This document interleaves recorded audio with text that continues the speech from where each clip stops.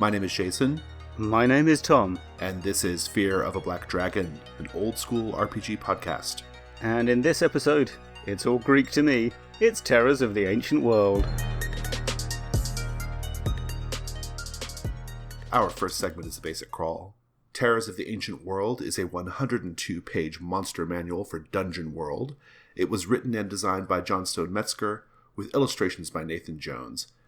The book is somewhat unique in that it is a monster manual that includes setting details, adventure prompts, and maps, in addition to the monster entries you would expect to find. The book is divided into two main parts, Gods and Demons and Beasts and Men. The Gods and Demons portion contains entries for the Cult of the Horned God, Gosmo Zalandros, the Wizard God of Decapitation, Flame-Headed Devil Iokase, Lapravoja, the Devourer of Thieves, and a demon called Zdexiphos. The Beasts and Men portion begins with a story about the ancient Monster King and his necropolis, which may be the site of an adventure, and contains an entry for an associated monster, the Blue Knight. From there, we learn about a group of slug-headed centaurs, the Hippareones, Khazred Haul, the flying stone-head of destruction, the Kraken of the Deep, a group of satyrs called the Satirical Dramatists, the Slime Wizards, and finally, an adventure front revolving around a being known as the Verdigris Oracle. Tom, let's talk about how we have used this book in our games. Have you used it? I have not. I have only read it in preparation for this episode. I have used nearly every monster in this book at one point or another in sessions of Dungeon World and World of Dungeons. So let's talk about things we liked about this book. Why don't we start with the easy stuff first, which is I happen to think that Nathan Jones's illustrations are pretty fantastic. What do you think? They are. They're really good, aren't they? I mean, I'm particularly fond of, there's the one about how people who've been affected by the dream-devouring monster can get it cured, and there's an absolutely hideous phantasmagorical picture of someone with their kind of brain seeping out amongst heart-shaped rubies. And they're all a bit different to suit the style of the entry they illustrate as well, which is good. Even though there's a unified style. Do you know what I mean? Like they're not identical. The style's not identical in each illustration, but they still feel unified. Mm-hmm. I actually think the style is really wild because it has, I don't know, it has like a throwback quality to me. Like many of the illustrations reminded me of vintage cartoons like Steamboat Willie, or Cuphead type illustrations, like that sort of look. But also many of them reminded me of trashy, dirty comic books from the 70s. Well, I was going to say there's a real... The line style is not like it, but the colour palette and stuff is a bit Mobius, these sort of neon pastels everywhere and like that. Yeah. It's a great style. It's a bit cartoonish, and I think I'm going to touch on that later because I saw one of the questions you're going to ask me. So we'll put a pin in that for now. But in general, I really, really love the art style. It's so great. It's just fun to look at. It's a great book. What are some of the things that you enjoyed apart from the art? Yeah, so I mean, just from my read-through, let's talk about the higher level stuff first, I guess. So I like, for one thing, we mentioned in the basic crawl, or you mentioned, that it's a monster manual, but it has other bits in it. I like how the entries and even the different sections, they only hew to their format as far as is required. When I started reading it, there's the bit about the Cult of the Horned God, and I was thinking, it's going to be like this all the way. There'll be like a monster that's attached to an organization or some place, and then there'll be some NPCs. But that's not what happens. No. If it only merits like one monster on a double-page spread, that's what you get. And then if it needs some other bits, you get that, and custom moves or what have you. So, I mean, just seems really obvious, like only write the things that work. But yeah, it would have been easy to end up with filler to try and like have fixed slots and try and fill them all. But Johnstone Metzger has not done that. Yeah, it would be very easy to be slave to a format. I know the feeling. And if you look at, for example, like the actual capital M monster manual, that that has a format, right? I mean, it would be easy to do that, but you're right. Here you get the monster entry might have a historical background. It might have a whole thing of options for character creation that's related to the monster. It might have a treasure table. It might, he takes things and just, for each monster, he's considered what sorts of gameplay elements he wants to bring to the foreground, and he gives you those things. So it's a monster manual, but it's also a sequence of little tiny modules. Yeah, right. And it's got these great ways of setting that up as well. In the, what are they called? The Hyperioi would be the plural, I suppose. I don't know. Hyperiones, yeah. In the adventure front for them, it actually tells you what you need. I think it literally says, yeah, in addition to the Hyperiones, this danger requires, and then it has a bullet list saying, demonic creatures, gods of chaos, militia patrols, a remote village in the mountains. It's like, that's great because, normally when you want to use an adventure, you have to kind of go through and think like, oh, I could set this here and here. We'll touch on this more later, but he's really put that up front. The other thing in terms of useful setup is lots of the short intros to the creatures, or even the custom moves that come with them, are great mini info dumps. Like you could literally read out the intro to some of them, or just read out the custom move for summoning the demon Iokase. Like, have an NPC tell them this stuff and then let them decide what to do about it. Right. Because they're just the right length, I think, to be informative. And he's put all the key info in there. Yeah, it's very efficient, but still flavorful, which is always key. And I think if you were to even just have some, like, rambling old wizard tell your PCs about how to summon this demon, and then forget about it, they'd keep thinking about it and come back to it one day, at which point you will pounce with the remaining material. Right. Yeah, it's definitely very economical in its presentation. You get lots of information in a pretty tight space, and I think it makes it fun to read because it's like every page you're getting some new little thing. It's a feast of like ideas, and I think that's one of the things I really love about it. We didn't really quite say this exactly, but the monsters themselves around which all these things sort of revolve, all of these monsters in this monster manual are pretty great. I don't think there's a dud in the bunch. What do you think? I don't think there's any duds. Although there are some I don't see myself using in the near future. Like, the Dream Feaster is like, I like it, but doesn't match the kind of game that I do. But I also like that, right? Because if I was reading it and they all appeal to me, then it wouldn't be a very good general purpose monster manual, right? It's meant to be for everyone. Right, yeah. I like it. I like how they do have a kind of theme of being a bit psychedelic, maybe except for the Kraken, which is a very classic creature. Or being from the ancient world, right? That's the big unifying idea. That's one thing I'm a little skeptical about. I think there is this unifying thread of like using Greek a lot, which is good, which is fine. Actually, I mean, I have some slight quibbles with some of the word choices, but it's interesting. I like it. I like that it gets reused and kind of creates this connection to kind of ancient Greek stuff. Some of them do feel a bit 20th century French comic books, though, which is good, right? I love the Blue Knight. I think he's awesome. He doesn't feel at all ancient worldly to me. It is what it is. That's interesting because, I don't want to get ahead of our conversation because I know I've seen the notes and I know what's coming, so I don't think I'm going to go any deeper on that. I think we're going to talk about that stuff later. Let's just keep focusing on things we liked. Oh, yeah. I've pretty much said everything I really enjoyed, like the big picture stuff. I mean, I could go into this monster or that monster. I know you have a couple of monsters noted that you really enjoyed. Yeah. So, I mean, I think I might ask you about your direct experience with the monsters in a second. But yeah, so actually kind of an exception to the being brief part is the very first section of the book. And I wonder if maybe it should have been shuffled in later, which is the Cult of the Horned God. And when I first started reading, I was like, this is a bit generic. It's knights in castles and we've got a secret demon worshipping thing going on. But it's actually really good. I think it's my favourite part of this whole book, The Cult of the Horned God. The Grim Portents really sold it on me, like what's going to happen if you don't stop these guys. It feels very Arthurian, it feels a bit Beowulfy, and it's got fun intertextuality. So Reginald Front de Boeuf, who's kind of a key baddie in this, is also one of the villains of the novel Ivanhoe.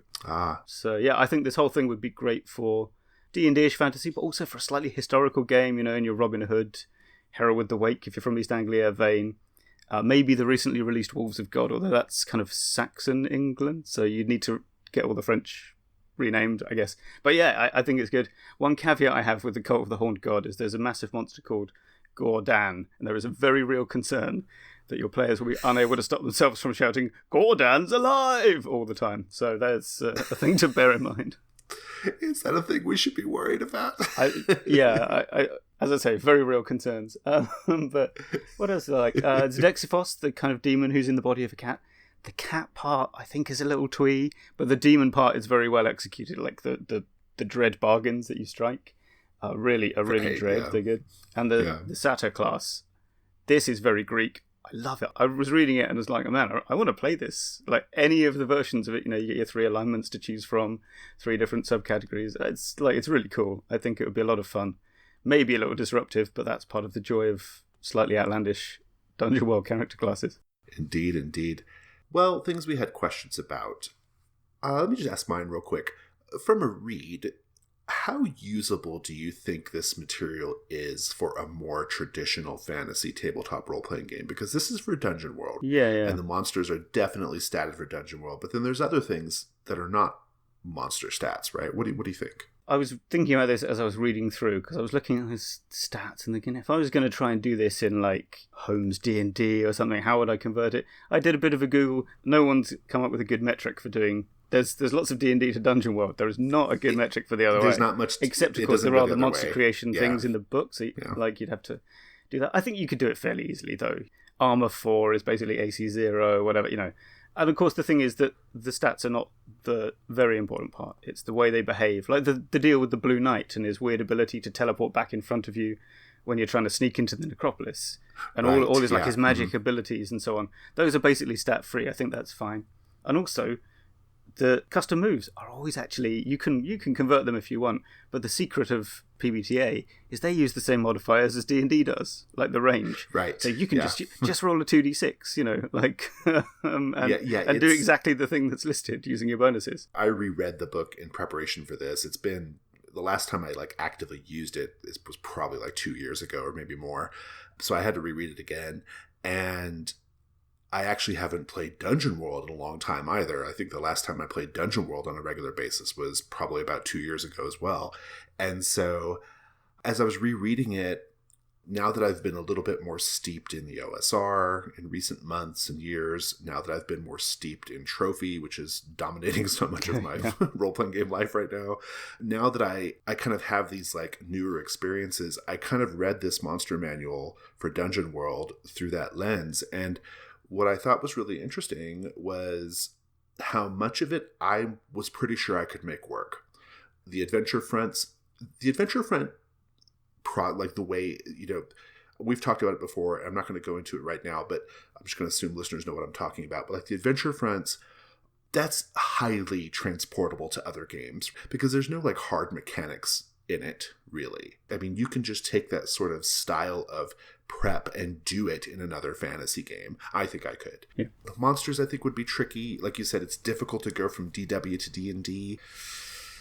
I think it might be more trouble than it's worth, but I don't know. I think what I would do is I would just grab a roughly equivalent, divide the hit points by 4, give them that many hit dice, look around, you'd steal the stats from a different monster and reskin it, basically, is what I would do, I think. Yeah, I think that's probably right. Yeah, just kind of reflavor an existing monster is probably the right move there. Yeah. But one thing I'll add just before I leave this question is I actually think that, like you said, custom moves and very bespoke procedures in Dungeon World, I really feel like that stuff could work in a more traditional game because they're so contained. They're almost hermetically sealed in terms of their mechanics, right? They're just so contained little tiny miniature rule sets.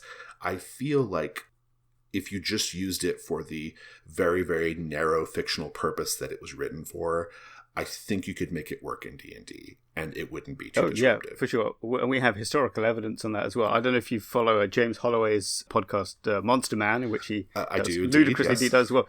As you'll know, he frequently notices that there are little custom moves built into monster entries. Right. Because you weren't expected to be comparing being swallowed by this giant frog versus being swallowed by this other monster that swallows you. Right, it's just this will come up about 5 years after you've had the previous one, so we've stuck the rules in here. So yeah, we know that custom moves do work in D&D, and yeah, like I say, the stat ranges are about the same. If you're playing something else I don't know, Warhammer or Fantasy Age, I can't help you, I don't know, but at least within the OSR-ish bracket, we can be pretty confident. And yeah, adventure fronts, as you say, this is universal. I've seen some fronts Grim Portents that probably would not work in an OSRE framework, but all of these in Terrors of the Ancient World would, because they're very concrete actions that happen as opposed to something quite... Sometimes you see slightly nebulous ones that are a bit story gamey, or very story gamey, because DW is already a bit story gamey.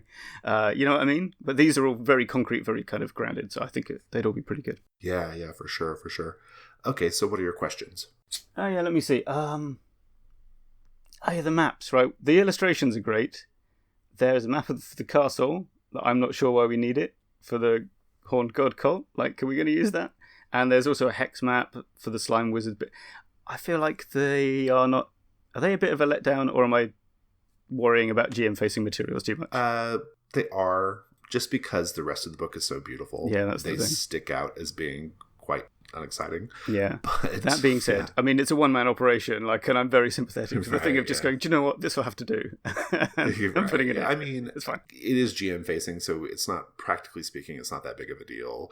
And it's for Dungeon World, and so you don't really need detailed maps because Dungeon World doesn't call for that. Mm-hmm. Yeah, but just on a sort of aesthetic level, I mean, because we haven't talked about the actual like layout and design that Johnstone does. That's also quite good. And yeah, these maps do stick out as kind of like, they're, I don't know, they could definitely be better, but I'm not going to complain because the rest of the book is so that's pretty. a very minor question. My bigger one, though, is I do want to ask you about your experience using these monsters, because I'm assuming this was not all in one overarching campaign, because then you would have had to run one massive long campaign, which I know doesn't happen. It does not. I don't think these all fit into the same campaign, probably. Like, or my theory is that your game is as gonzo as the wackiest aspect of it. Well, okay, so here's Do you have any examples? Yeah, like how you picked which ones would go where, that kind of thing.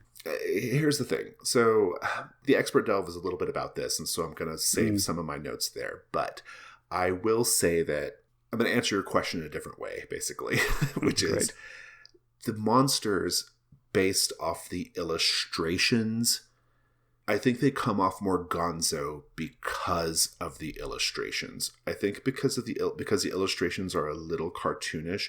They're lovely, but I think because they're a little cartoonish and they're very colorful, that it's easy to think that they are in fact kind of gonzo monsters. In my opinion, they're not. Like, when I present them at the table, they are dark, terrible things from the pit of the earth, from the most ancient place in the world. Like that Monster King Blue Knight sequence, I make that scary as fuck. Oh, sure. Yeah. It's a little bit more about presentation for me. True. That is how I would answer that question. I see what you're saying, because they do, like a couple of them especially. I'm thinking the slime wizards and the slug-headed centaurs, basically. Right, exactly. But think about like Yun Suin. Yun Suin has a whole, like, the senatorial class of slug people, and that could be goofy on the face of it, but I don't know. When I play Yun Suin, they're not goofy. It doesn't feel that way. Yeah, you're right. Yeah. I think it comes to like how you sell it at the table. Sure. I would probably like hold the illustrations for after the session is over. That's the trick. Yeah. But yeah. So yeah, that's how I answer that. Well, with that, let's go to the Chain Lightning round. Tom. These days, a secretive cult of insane zealots keeps the Verdigris Oracle hanging from the ceiling in a cave whose walls are plastered pristine white. Of the followers of Gosmo Zalandros, we are told, those same priests are blessed with some small portion of his prodigious and spectacular abilities. They dazzle audiences of the faithful with death-defying stunts of decapitation and self-surgery, but are also known for much darker pursuits. I think my favourite illustration in this book is the Gordon picture, because his little acolytes have these cool, tall, pointy horned helmets, and Gordon himself has very weird elbows. You'll have to look at the picture to see what I mean. I'm very fond of this description of Iokase's lair. In the limitless depravity that is the abyss of Infernus, there lies the domain of Iokasia, where Iokase rules supreme from the top of a ruined tower. All around the tower is a field of junk, broken toys and jewelry, love letters torn to shreds, the stones of great palaces. Scattered throughout these ruins are the souls of those she has claimed for her own, men, women, and children who once brought joy to others and now must serve out eternity in pain and misery. If she is aware of intruders, and she can see all from atop her tower, she commands these damned souls to harry them.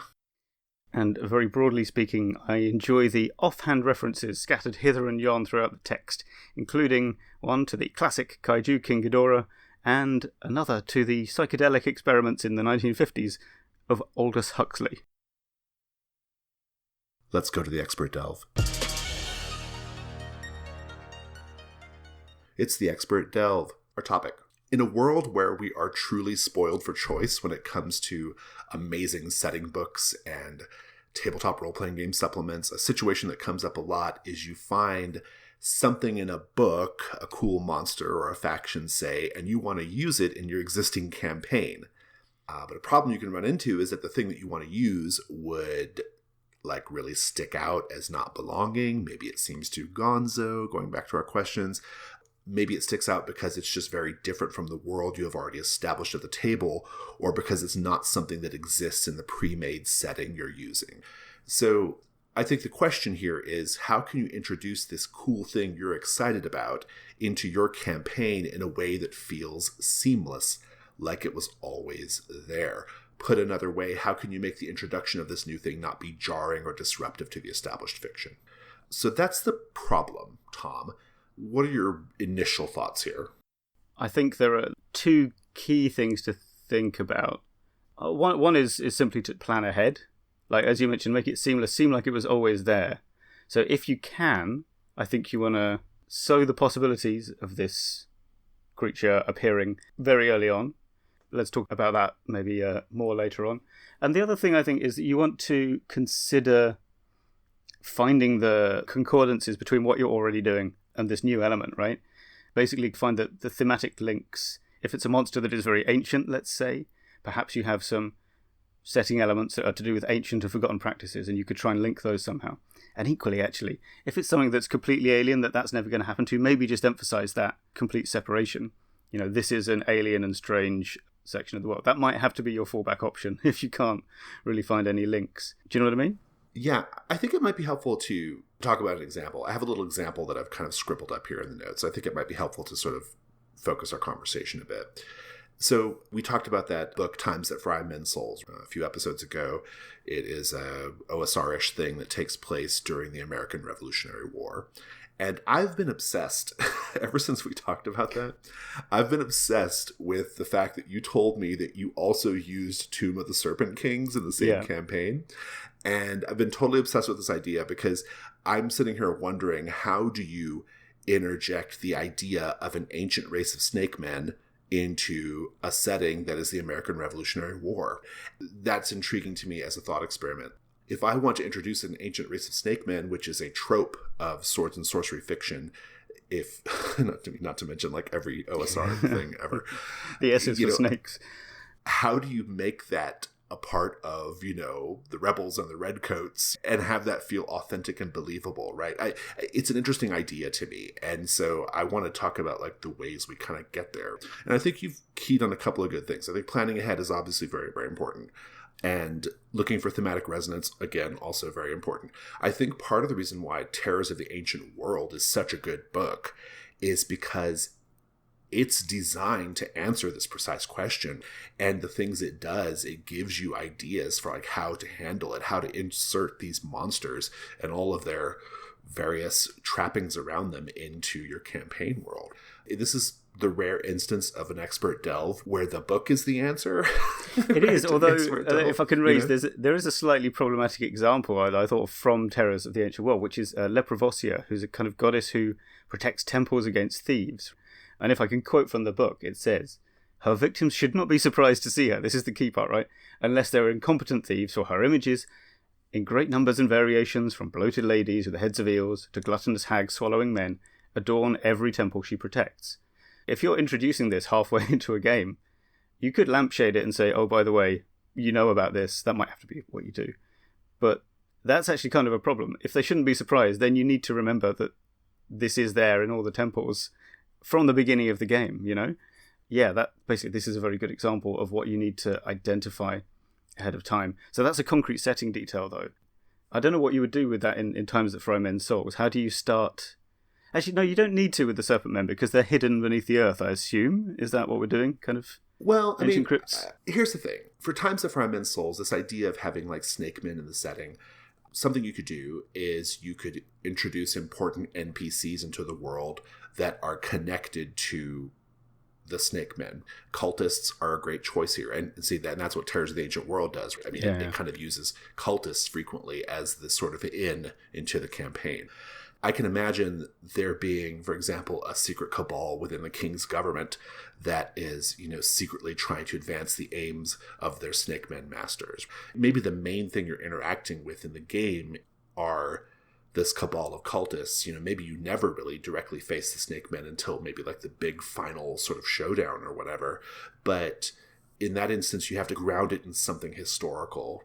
I feel like that would be the key for Times of Fry Men's Souls. It kind of goes back to what you said about thematic resonances and things, that finding ways to sort of like fit the strange new thing into the framework that you've got. Yeah, I mean, that's one way. Yeah. And this is where historical games maybe have an advantage, because it's not that hard to find snaky imagery in ancient and dead cultures from around the world. So you can start building that in. And of course, that has the added savor of being real, and your players will know, oh, this is real world stuff. Right. So that when you kind of start to slide into the, wait, there are ancient serpent people, I'm not going to say it feels more believable, but it feels less of a surprise.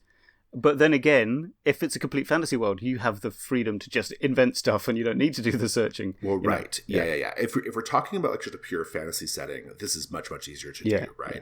But I also think there's still a danger there, though, because like, what about the instance where you're playing like a pure fantasy setting where there's all kinds of crazy shit going on, but you find a monster that's like very powerful, an extremely powerful thing that is like obviously transparently epic in scope. Yeah, world-changing kind of. Yeah, exactly. You can't just airdrop that in. Like, you're right. So that's why. You can't just do that in session 4. Yeah. Like it won't work. So yeah, I think that's where you have to start it. Like you said, you have to telegraph it. You got to drop something in to start building up to that thing. It's the only way it's going to work. This doesn't just have to be monsters either. It can be like locations. Say there's like some crazy location that just does not exist in the setting. Maybe you have players who know the setting pretty well. If you want to get away with that, you have to find a way to make it seamless. Going back to Terrors of the Ancient World, some other things that it does to help ease you into the idea of these crazy monsters is it presents a lot of player-facing options associated with the monsters. So there are character creation options or spells or things that they can get their hands on that are also related to these monsters. Going back to Times of Fry, that example, maybe the characters find Snake Men artifacts. That's something you kind of hinted at earlier. Or maybe they can even join the Snake Men cult themselves. I think player-facing options are another way you can sort of make the introduction of this big new thing feel authentic and believable, and certainly something they'll want to interact with. Yeah, for sure. It's notable, I would say, that all the monsters in Terrors of the Ancient World, they are either secret in the sense they're hidden away, like in a place that you can't access, or they are going to arrive, like they're separated in time from the PCs at the beginning of the adventure, so to speak. Like a ritual is going to happen later that will bring them here. Right, exactly. Or like Iyokase, she just lives somewhere else and gets summoned and then goes away again. That obviously is the easiest way to do it. Don't just have it like, there's a city over there you forgot about. Although that did happen in the real world. Borobudur in Indonesia was kind of lost for a long time. And then they went, oh yeah, that exists. But generally, I mean, I'm oversimplifying that. The local people knew it was there. They just didn't bother. They didn't think it was that big a deal. So that's interesting. And then how do you find out about it? I guess it's Grimportance is the answer, isn't it? The DW standby. I think Grimportance, yeah. Here's another way why I say Terrors of the Ancient World kind of is giving us the answer here.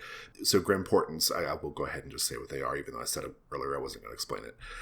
Grimportance are little narrative moments, usually temporal things. They're a countdown. They're like a doom clock. Like, okay, this thing is going to happen, and then this thing is going to happen. At the end, the big bad does some big bad thing. Yeah, I mean, should we give an example? I'll just kind of give up maybe 3 or 4 Please from do, yeah. The Cult of the Horned God. Yeah. Okay, so the first one is quest-hungry knights and mercenaries arrive to hunt monsters.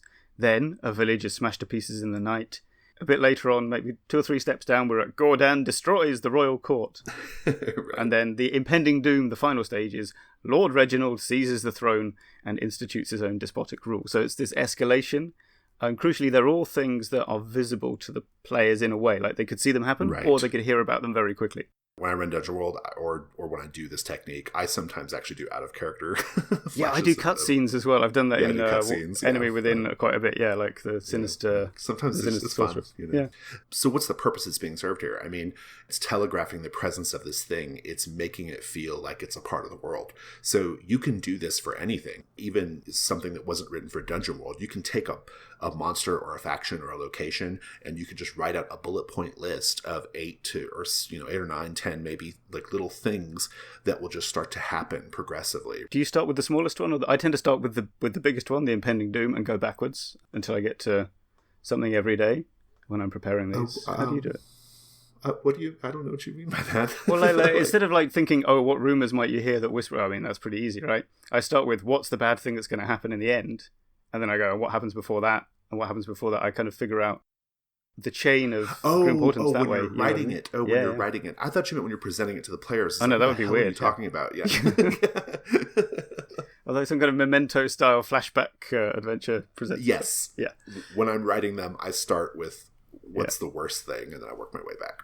I want to go back to my Times That Fry statement thing. So what you could do is you could have a farmer or a soldier whispering rumors that hint of snake people that used to live in the area, or legends of snake people. If it's Times That Fry, you might want to make it, give it kind of a cryptid sort of thing, or a tall tale sort of frame. But that's how it would start. It's just that first grim portent, that first moment, that little seed will grow and pay off later when you finally do reveal the Snake Man. And that's what grim portents do, is they just not constantly, but it's like a regular way of reminding the player characters of this thing that you intend to spring on them at some point. Yeah, and also, I guess we should explain why is it good to do this seamlessly. And the reason is, I was sort of daydreaming about this earlier, is I think what I would do with some of these kind of early grim portents is I would have the unreliable farmer, or the town drunk from Secret Castronegro, who, by the way, literally tells the investigators in that scenario the truth, right? He does. Have them be exactly accurate, and then 6 sessions later, my goodness, that drunk old man standing next to the well was right. He was absolutely right. I think that's exactly what you have to do, because it occurred to me as well. You can just tell them the exact truth, because players always distrust NPC information. So they will. You don't need to give them any red herrings or anything. Just they'll deconstruct it by themselves. Yeah, absolutely. And that's the delight. You can lampshade this stuff. You can say, oh, by the way, I didn't do it before, but you should know that this goddess protects temples, right? You can do that. That's functional. But there is something very delicious about a payoff to something you got ages ago, where you can go, oh yeah, that's why we're doing it. It's because it's really fun to be on the receiving end of that experience, right? And to see it come to fruition as the GM as well. I'm glad you brought that up, because there is nothing from stopping you from just airdropping in some crazy ass new plot thread, something you grab from some book and you love it and you want to do it. There's nothing to stop you. You just do it. But what Tom said is right. The payoff is so good when you work it in naturally, when it feels seamless. It's very good, and your players will think that you're a rock star. So yeah, that's another great reason to do it. So anyway, I think we've covered this topic pretty well. It really just comes down to preparing ahead of time and find some ways of telegraphing the existence of this thing you want to introduce. NPCs are great. In the case of monsters, cults dedicated to the monster are perfect. Anything else you want to say? No, I think we've covered everything. So grim portents are the thing. That's the key takeaway for me anyway. It's ultimately, that's the ultimate takeaway. Yeah. Let's go to the next segment. It's Companion Adventures. Tom, go ahead and tell us your book recommendation. Sure, yeah. My first companion adventure is the 1819 novel Ivanhoe by Sir Walter Scott. So this is a recommendation specifically for the Horned God. And I will guarantee this was the appendix N for this section, because there's the character name and the business that's going on, going from one lord's castle to another, rival factions and stuff. This is very Ivanhoe, that also is in the Horned God segment. If you don't have time to read the novel, I mean, okay. But I also recommend the quite detailed chapter summary on the Ivanhoe Wikipedia page. It is just one line each, and then you pretty much got the novel. Awesome. Keep going. Do your film and stuff too. Okay, so the film one is a bit obscure, right? It's Robin Hood, Prince of Thieves, but it's the weird extended edition that my flatmate and I bought by mistake on DVD, and we're going, I don't remember this whole stuff with a conspiracy of Satanists when I watched this when I was a kid. Because, yeah, there's a whole storyline that was cut from Robin Hood, Prince of Thieves about a satanic cult, which sort of explains the inverted crucifix in the sheriff's bedroom that didn't make any sense before. So, yeah, I mean, if you can find it, have a quick look at that. It must be on YouTube, actually. Someone would definitely have excerpted all these scenes and stuck them together in a satanic Sheriff of Nottingham supercut. So that is my second Cult of the Horned God companion adventure recommendation. You really love the Cult of the Horned God, huh? I did. You have a video game as well, don't you? I do. This is just for the Kraken attack that is described. Like, it's more than just... It sort of says there's more than just tentacles going on here in the text. So, the video game Sea of Thieves, which is available on Xbox and PC, which I know because it's one of the few games I can play online with my brother. One of the things that often happens to you in Sea of Thieves, the online pirate game, is you get attacked by a Kraken and it squishes your ship and stuff. It sucks you into its tentacly maw. So for, a bit of a look into the Kraken experience, I would say just YouTube this instead of buying a video game and then sailing around for hours until you get attacked by a random monster. But yeah, like it's a pretty good cartoony Kraken attack. Let's go into tabletop game stuff. I'll start. John Stone and his imprint, Redbox Vancouver, has a number of other monster manual books in this series. They're all quite good. Actually, well, I can't actually vouch for one of them. I have two of the others, and they're pretty good. The two that I have are The Market in the Woods and Wizard Despawned Insanities. Those are pretty great. I discovered there's another one called Great Monsters of Crime. I've not read it. That's a great title. Yeah. It's a great title, but I can't vouch for it. But if it is even close to the same quality as the other three, I'm sure it's fine. I will recommend getting them from Lulu. Redbox Vancouver is one of the last companies still doing Lulu printing, and the Lulu printing is, in my opinion, superior to drive-through. And so if you want the physical books, get them from Lulu. Yeah, I'll also throw in Johnston's game, The Nightmares Underneath, which is a kind of pseudo-Persian thing where the monsters are coming out of dream dungeons. It doesn't really relate to this book, but I just like it, so I'm going to throw it in. It's a wild game, yeah. Yeah, I've also got to tie into one of the specific sections in Terrors of the Ancient World, which is there's a giant floating head called Kazred Howl that we've not talked about at all. It's basically a homage to Zardoz. Luca Reyes' homage to Zardoz is called Repo, Get Ahead, and is also about a giant floating head controlled by a wizard.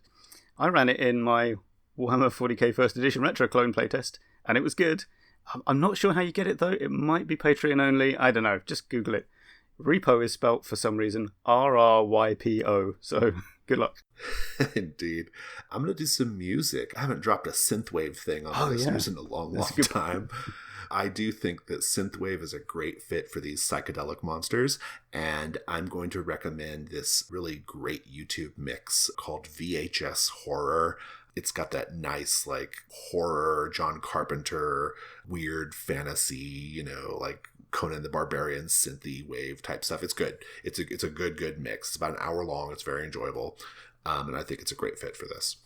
And I'm going to wrap up. Since we covered a monster manual, I'm going to recommend Grant Howitt's amazing Twitter thread rating the sex appeal of every monster in, I think it's the 5th ed monster manual, if I'm not mistaken. It's one of the newer ones.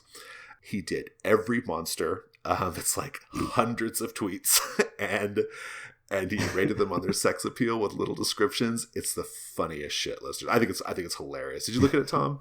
I saw like the first few, and then I thought, this is a long thread. I'm going to need more time on this. Yeah, it's funny as shit. It's so funny. So yeah, that's my favorite bit of monster manual related ephemera in a long time. So yeah, go read that.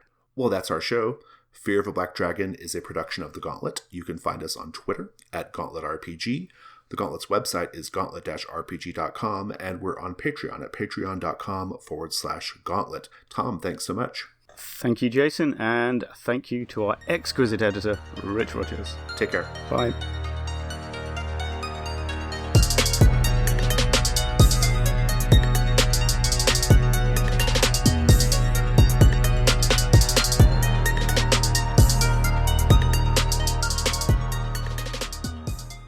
Hi listeners, we want to let you know that Brindlewood Bay is now available on DriveThruRPG. Brindlewood Bay is a role-playing game about a group of elderly women, members of the local Murder Mavens Mystery Book Club, who frequently find themselves investigating and solving real-life murder mysteries.